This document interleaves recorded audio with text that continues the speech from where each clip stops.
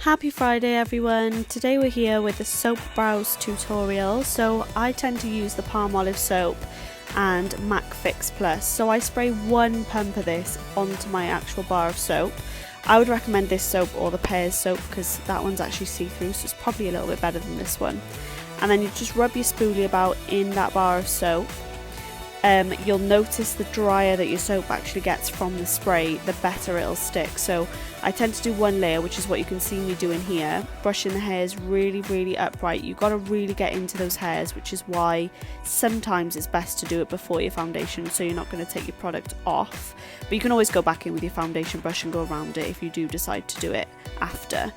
So here you can see I'm doing my second layer, so you don't need to wait for it to dry or anything, just go straight in with your second layer.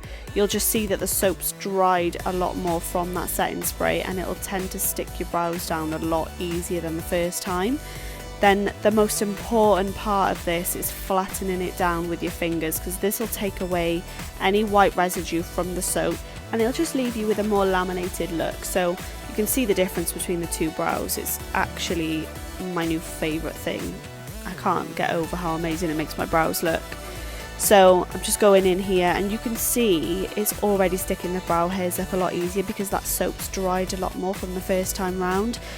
And by the way, you don't need to use MAC Fix Plus, you can use water, you can use any setting spray. You just need a tiny bit of liquid just to soften the soap so it's easier for you to use. So here I am just smoothing over the hairs. It just makes such a difference.